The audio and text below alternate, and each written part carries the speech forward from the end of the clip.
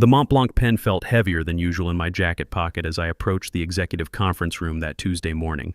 25 years at Vera Industries had taught me that respect was earned through consistency, not grand gestures.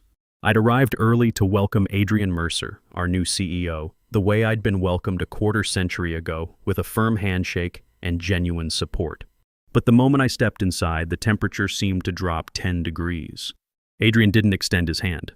He didn't acknowledge my greeting. Instead, he adjusted his Italian silk tie and delivered words that cut through the mahogany-paneled room like a blade. "Sebastian Ward, your time here is finished. Stop for a moment. How are you today? I hope you're feeling well. Take a moment, pour yourself a warm glass of whiskey, and stay with me until the end of this story. Thank you for always supporting us. Now let me take you inside the moment that changed everything." The words didn't register immediately. Around the polished table, two recently promoted vice presidents sat rigid, their tablets glowing, waiting for my response. I studied Adrian's face, searching for any hint this was some misguided attempt at corporate humor. There was none. He slid a manila envelope across the table with surgical precision, his eyes already dismissing me. This company requires modern thinking, not legacy deadweight. 25 years collapsed into that single brutal moment. Midnight crisis calls, supply chain disasters averted, audits passed under impossible deadlines, all reduced to legacy deadweight by a man who'd been on the job for exactly 3 weeks. The humiliation deepened as Adrian leaned forward, ensuring his voice carried to every corner of the room. "Gentlemen," he announced, tapping the envelope with his manicured finger, "this represents the beginning of our transformation. Vera Industries must shed its dinosaur thinking to survive, and Sebastian's departure signals our commitment to progress." Gasps rippled through the silence.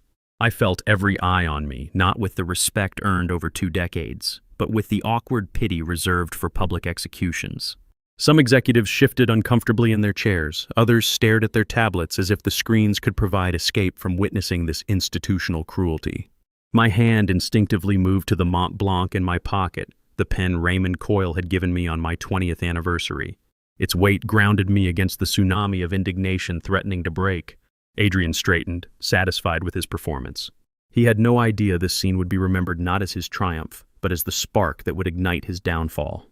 2 days before the humiliation, my phone had buzzed during a quiet Sunday evening. I'd been nursing a glass of Macallan 18, trying to lose myself in Isaacson's biography of Jobs' Anything to quiet the unease that came with rumors of corporate restructuring. The name on the screen made me set down both book and glass, Raymond Coyle. Raymond wasn't just Vera's founder, he was the company incarnate. Though he'd stepped back from daily operations years earlier, exhausted by endless battles with activist investors, his presence still permeated every decision, every crisis, every moment that mattered. When Raymond Coyle called, you answered, "Sebastian." His voice carried the same gravitas I remembered from the crisis years, when he seemed to see 10 moves ahead of everyone else. "We need to talk tonight." Within the hour, I sat across from him in the leather armchair of his private study at the Union Club. The scent of aged whiskey and tobacco hung in the air like incense. Raymond occupied his usual chair behind the mahogany desk, a stack of legal documents arranged with military precision. His eyes, though weathered by decades of corporate warfare, still burned with the intensity that had built an empire. "I've made a decision about this company's future," he said, pushing the documents toward me. "It's time to ensure Vera's legacy remains in the hands of someone who understands what we've built." I leaned forward, uncertain where this was heading. "I'm transferring my remaining shares 42% to you." The words hit like a physical blow. I'd spent my entire career fighting to keep this company afloat, never imagining I could own even a fraction of it. My pulse quickened equal parts terror and exhilaration. Raymond reached into his desk drawer and withdrew a silver Mont Blanc pen, handling it with the reverence reserved for family heirlooms. "This pen signed Vera's founding documents 30 years ago," he said, placing it in my palm. "It's more than ink and metal, Sebastian. It's a covenant of trust." The weight was substantial, reassuring. "If you sign these papers, you're not just an employee anymore. You're the guardian of everything this company represents." I stared at the pen, its sterling silver surface reflecting the desk lamp's glow. "Why me?" Raymond's expression hardened. "Because I've watched the board circle like vultures. I know who bleeds Vera blue and who sees only quarterly profit margins. You've sacrificed more than anyone should have to spend Christmas morning directing crisis operations while your family opened presents without you. And I'll never forget when your father passed. You stayed in the command center managing the Singapore shipping crisis instead of attending his funeral." My throat tightened. The memory still cut deep standing in the war room surrounded by maps and shipping manifests, coordinating emergency logistics while my father was laid to rest. I'd convinced myself that saving the company justified missing the most important goodbye of my life. The guilt had carved itself permanently into my character. That kind of sacrifice doesn't have a price tag, Raymond continued, but it deserves recognition. Hope bloomed in places I'd kept locked down for years. As I signed my name, the silver pen gliding across legal papers that would reshape everything, Raymond's voice dropped to a whisper. We keep this quiet for now.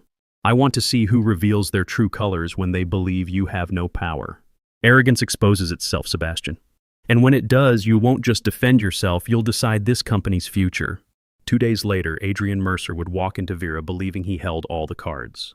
He had no idea that a signature in silver ink had already checkmate his game. The morning after Adrian's announcement, I returned to my office carrying a banker's box instead of my usual briefcase. The walk down the executive corridor felt longer than usual, weighted with the silence that follows public humiliation.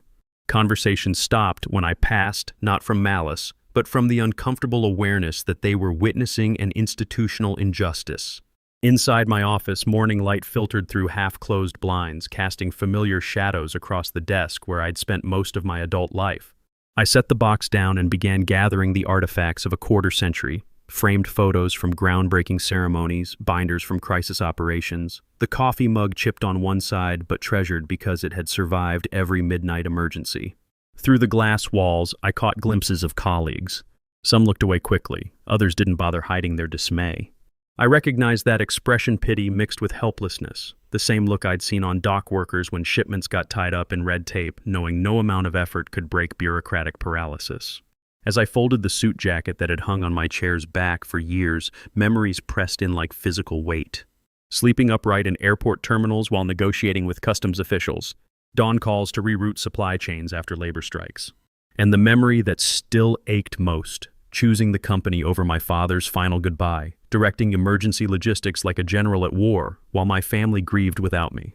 I never forgave myself for that choice, but I wore it quietly, a scar invisible to everyone but me. Now, looking at the faces beyond my office walls, I wondered if anyone truly understood the cost.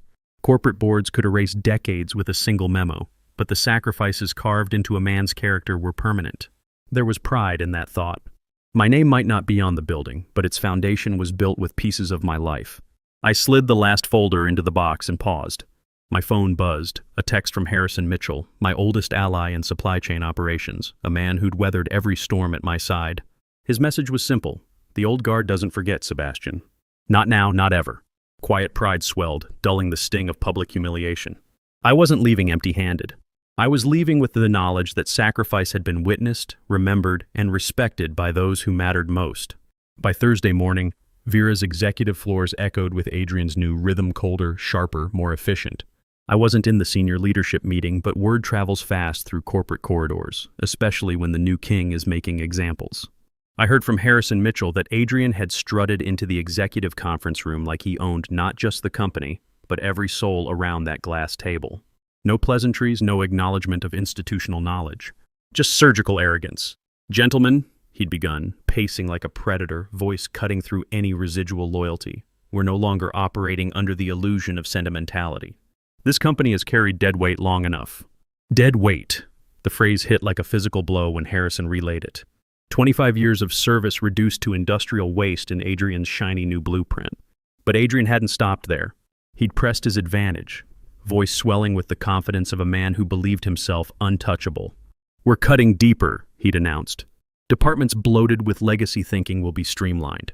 Operations, supply chain, risk management, they'll be rebuilt from scratch. Dinosaurs like Sebastian Ward were anchors dragging us toward irrelevance. His departure will be our statement out with institutional dead weight, in with innovation. His words were designed to intimidate, but they accomplished something else entirely. They revealed the depth of his contempt for everything we'd built.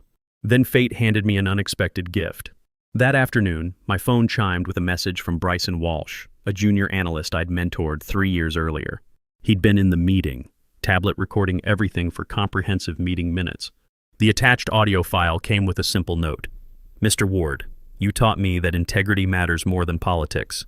They shouldn't be allowed to rewrite history. I pressed play. Adrian's voice filled my apartment, dripping with institutional contempt. Legacy thinkers like Sebastian Ward were anchors dragging us toward irrelevance. We'll make his departure our statement of intent out with the old guard, in with transformation. These dinosaurs had their time, and that time is over. The recording was crystal clear, damning, impossible to spin as anything but corporate character assassination. My grip tightened around the phone. Anger coursed through me, but alongside it came something colder, more focused. This wasn't just humiliation anymore. It was ammunition. Adrian had armed me with his own words, and words I'd learned over 25 years echo far longer than quarterly earnings reports. For the first time since my dismissal, I allowed myself a thin smile. He thought he'd silenced the old guard. Instead, he'd handed us the very weapon that would restore institutional honor. Friday morning arrived heavy with anticipation. The board of directors assembled in the executive conference suite, a room designed to intimidate, with its polished mahogany table, floor-to-ceiling windows framing the city skyline, and leather chairs arranged in perfect symmetry. At the far end of that imposing table sat an empty chair, unlike the others. A brass nameplate rested before it, engraved with simple authority. Reserved. Majority shareholder. The sight drew subtle glances. Some directors sipped a coffee while stealing looks at the empty seat. Others leaned into whispered speculation. The title carried institutional weight. A majority shareholder could reshape every vote, alter the company's trajectory with a single decision. Yet the chair remained empty. Adrian Mercer, commanding the head of the table, noticed those glances but chose to weave them into his narrative. With practiced confidence, he tapped his presentation notes and addressed the room smoothly. You'll be pleased to know our new investor aligns completely with my transformation vision. Their absence today is purely procedural. Consider it silent endorsement of the restructuring we're implementing. The words were calculated to reassure, but unease lingered like smoke. Directors exchanged measured looks, balancing skepticism with corporate caution. While major investors often operated from behind the scenes, the deliberate reservation of a chair with formal nameplate suggested someone who intended to claim it. I waited in the corridor beyond the frosted glass doors, my hand brushing the Mont Blanc in my jacket pocket. The pen's weight grounded me, reminding me of the covenant I'd signed 2 nights earlier in Raymond's study. My dismissal still burned, but beyond that glass lay something larger than personal vindication. This was about institutional integrity versus quarterly opportunism. I breathed deeply, steadying myself. Suppression was essential. I had to resist the urge to burst through those doors and strip away Adrian's arrogance with brutal honesty. Timing mattered more than emotion. Impact trumped impulse. Inside, Adrian continued his presentation, gesturing at slides filled with efficiency metrics and cost projections. His voice carried the certainty of a man who believed himself untouchable. This company will no longer cling to legacy methodologies, he declared. We're moving toward lean operations, aggressive timelines, measurable outcomes. But even as he spoke, one director leaned toward another, voice barely audible yet cutting through the corporate theater. Who exactly is supposed to occupy that chair? The question hung in the air, unanswered but weighted with institutional significance. Anticipation swelled. No one in that room could have known that the silence beyond the glass doors was mine, and that when I chose to enter, everything they believed about power would change. Inside the boardroom, the rhythm of agreement grew stronger. Adrian's voice carried the easy confidence of a man who believed the hardest battle was behind him. He commanded the head of the table, pacing with predatory grace as if every director already belonged to his vision. Progress demands courage, he declared, gesturing toward slides projecting aggressive growth targets. We've already initiated the process of structural optimization. With your unanimous support today, we make it official. Together, we're architecting Vera's future. Directors leaned back in their chairs, nodding with cautious compliance. One, then another, voiced support. Adrian's vision is exactly what we need. Efficiency is our only path forward. Legacy thinking has held us back too long. Relief washed across Adrian's features. The tension in his shoulders dissolved, his stride becoming almost triumphant. For the first time that morning, he allowed himself the smile of a man who believed victory was inevitable. From the corridor, I watched silhouettes shift through the frosted glass, their body language telling the story clearly enough. Adrian had swayed them. My chest tightened as seconds felt like sand slipping through an hourglass. Maybe I was too late, I thought. Maybe signing Raymond's papers with trembling hands had been nothing more than a symbolic gesture. Perhaps the company was already lost to Adrian's ambition and the board's willingness to follow the loudest voice in the room. Maybe the recording, the ownership papers, the silver pen, maybe it was all just theater against inevitable corporate reality. My fingers clenched the Mont Blanc, its edges pressing into my palm. Doubt pressed against my ribs like physical weight. I imagined directors raising their hands in unanimous agreement, Adrian collecting the votes he needed, the legacy I'd fought to protect sealed under his reckless leadership. Inside, Adrian leaned forward, voice rich with satisfaction. "Let's proceed with the vote," he said confidently. A show of hands for the restructuring proposal. But before the first hand could rise, the secretary burst through the doors, breathless, holding her tablet aloft like a herald carrying news of war. "Sir, you need to see this immediately," she announced, her voice cracking the corporate calm like lightning. Confusion rippled through the room. Devices illuminated as directors reached for phones and tablets, the blue glow reflecting off their faces as they read in unison. Adrian frowned, irritation flashing across his features at the interruption. Then his expression collapsed as he read the notification appearing on every screen. Ownership transfer notification. Effective. Tuesday, Sebastian Ward holds 42% voting shares in Vera Industries. This supersedes all previous ownership records. Board acknowledgement of majority shareholder status required immediately. Silence descended like a physical presence. Chairs creaked as directors shifted, eyes widening, scanning the words repeatedly as if disbelief could alter reality. Adrian's confidence evaporated instantly, replaced by the pale rigidity of a man whose foundation had shifted beneath him. In the corridor, I exhaled. The weight of doubt lifted just enough to let something else through resolve tempered by 25 years of institutional loyalty. The game wasn't over. It was just beginning. The silence in the boardroom was suffocating when I finally pushed through the frosted glass doors. They swung wide with institutional authority, and every head turned as my footsteps struck the polished marble with measured precision. I didn't rush. I walked with the steady rhythm of a man returning home, though not a single person in that room had expected to see me cross that threshold again. In my right hand, the Mont Blanc caught the overhead lights, its sterling silver surface gleaming like a blade drawn for honorable combat.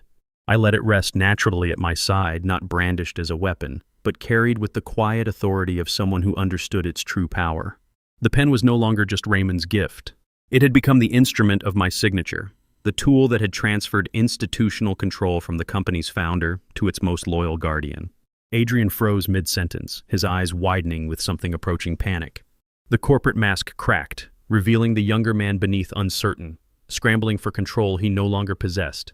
This has to be some mistake," he stammered, clutching the SEC notification printout like a life preserver.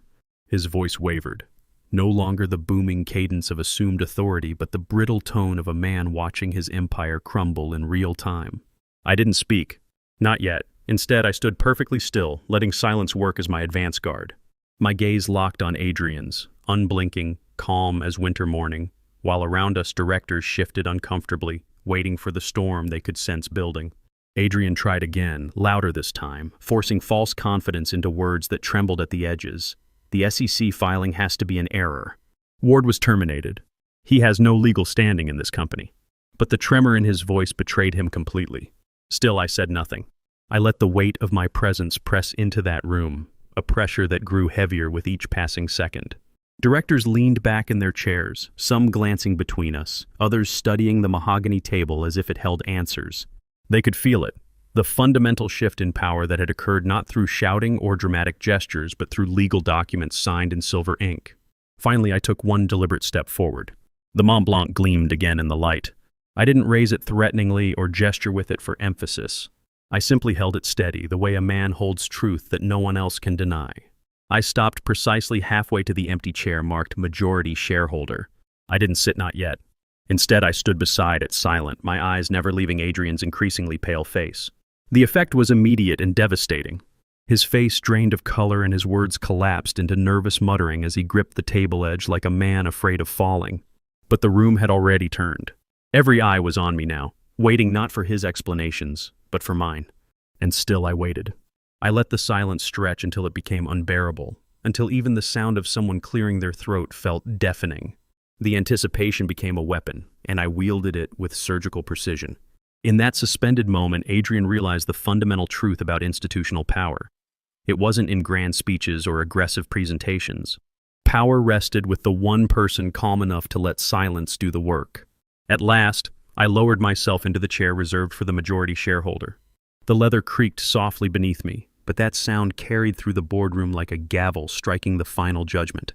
Every eye followed me as if the simple act of sitting was itself a declaration of institutional war. I placed the manila envelope, the same one Adrian had once pushed across this very table, directly in front of me, its edges worn from my grip over the past 3 days. Then, with a voice calm but cutting enough to slice through 25 years of accumulated grievances, I broke the silence. I do not accept the decision to terminate my employment. The words were steady, measured, each syllable striking harder than any raised voice could have managed. Adrian lurched forward, color rising in his cheeks like a man whose oxygen had been cut off. "This is outrageous," he barked. "He has no authority here. He was dismissed under my direct orders." "Your authority?" I interrupted gently, letting the words hang in the air like frost on morning windows. "That authority ends where ownership begins." The room tensed. Directors exchanged glances, torn between institutional habit and the seismic shift occurring before their eyes. Adrian pounded the mahogany table, desperation replacing arrogance. "The board has no obligation to recognize this. You're undermining everything we've built here." Before he could continue, Thaddeus Morrison, the most senior director, a man who'd remained silent throughout the morning's presentation, leaned back in his chair and folded his arms. His voice carried the weight of institutional memory. "For the record, I vote with Sebastian." The effect was immediate and conclusive. Another director nodded, Clifton Hayes from the audit committee. Then another, Bradley Rothschild from strategic planning. The dominoes fell not with fanfare, but with the quiet certainty of people recognizing that the storm had passed and they no longer needed to seek shelter with the wrong leader. Adrian's face drained of its manufactured confidence. He looked around desperately, eyes searching for allies who would no longer meet his gaze. I reached into my jacket and withdrew the Mont Blanc, its sterling surface catching the light like captured lightning. Slowly, deliberately, I placed it on the mahogany table where everyone could see it. "This pen," I said softly, my voice carrying to every corner of the room, "was given to me by Raymond Coyle when I signed the ownership transfer documents. It represents trust, continuity, and the founder's vision for this company's future." I leaned forward, sliding a document across the table with smooth authority. "It represents the institutional memory that doesn't die simply because one man dismisses 25 years of loyalty as dinosaur thinking." I signed my name with deliberate strokes, the pen scratching against paper like the sound of justice being written into the corporate record. The sound was soft, but in that boardroom it resonated louder than any shareholder revolt. For the first time in days, I felt the weight in my chest lift completely. Liberation came not through revenge or public humiliation, but through the quiet satisfaction of institutional balance being restored. I hadn't just defended myself. I had reclaimed what was rightfully mine, not through aggression, but through legitimate ownership and the respect it commanded. Adrian sank back into his chair, defeated. The board no longer looked at him with deference or fear. Their eyes were on me, waiting for leadership they could trust. The room held its breath as I finished signing the document. The Mont Blanc rested in my hand for a moment longer before I set it down with finality. Then I looked directly at Adrian, who sat cornered and pale at the other end of the table that no longer belonged to him. "From this moment forward," I said with quiet authority, "you will report directly to me." A ripple of acknowledgement spread through the boardroom. Some directors sat straighter, others exhaled with visible relief. The institutional tension that had pressed down on everyone for weeks finally broke. Thaddeus Morrison began to clap not thunderous applause, but the steady rhythm of a man grateful to see corporate justice restored. Others joined, Clifton Hayes, Bradley Rothschild, Winston Fairfax, their applause speaking not of victory celebration, but of institutional order being returned to its proper foundation. Adrian's jaw tightened, but he no longer protested. The weight of silence around him made clear that his corporate revolution was finished. I picked up the Mont Blanc again, holding it between my fingers as light glinted off its engraved surface. A small smile touched the corners of my mouth. "This company doesn't need disruptors," I said quietly, letting the words settle into the mahogany and leather around us. "It needs guardians." The board nodded, the meaning sinking into their institutional memory. For them, it was resolution. For me, it was restoration, not loud or vengeful, but steady, undeniable, and just. As I gathered the ownership documents, the pen slid easily back into my jacket pocket, right where it belonged. Liberation wasn't about erasing the past 3 weeks of humiliation. It was about proving that institutional loyalty still mattered, that sacrifice wasn't outdated thinking, and that integrity could outlast quarterly earnings pressure. For the first time in years, I walked out of that boardroom not as an employee subject to corporate whim, not as a scapegoat for someone else's ambition, but as the rightful steward of everything I had helped build over 25 years of unwavering commitment. And the look on Adrian's face, that hollow recognition of complete defeat, was more satisfying than any speech I could have delivered. Sometimes justice doesn't announce itself with fanfare. It arrives quietly, carried by steady hands and institutional memory, signed with silver ink that doesn't fade with the next quarterly report. Thank you for staying with this story of institutional justice. What did you think of Sebastian's quiet victory? Share your thoughts in the comments below. I'd love to hear how this resonated with you. If you believe loyalty and integrity still matter in today's corporate world, like and subscribe. Sometimes the old guard knows exactly what they're protecting.